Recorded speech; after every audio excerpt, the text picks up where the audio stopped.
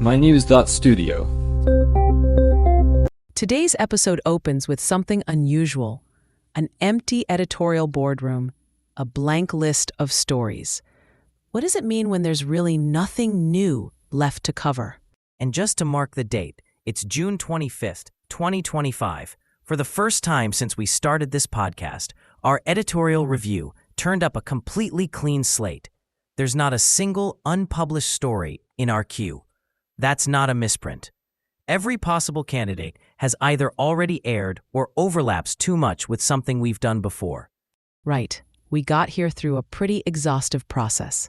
Each unpublished story was cross-checked against every episode we've ever released. Title by title, the team compared them, line by line.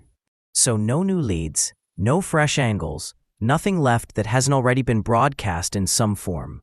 That's a first for us. But why does this matter so much? Why is having new and exclusive material so important?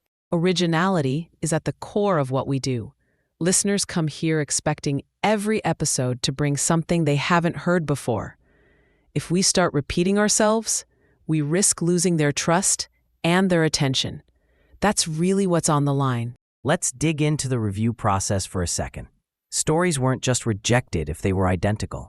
Even topics that were just too similar to something we already covered were set aside. So the standard for what counts as new is actually pretty strict.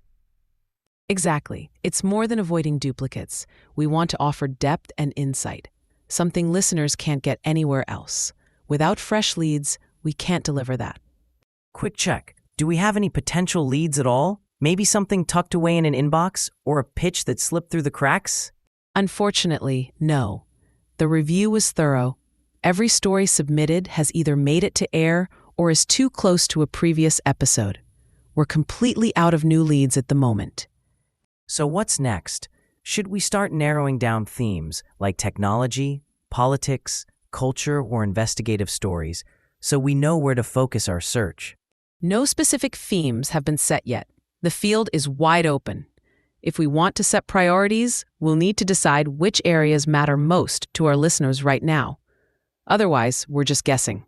And if we do need help coming up with ideas, what are some concrete strategies? Where do we usually look for underreported, exclusive stories? A few options.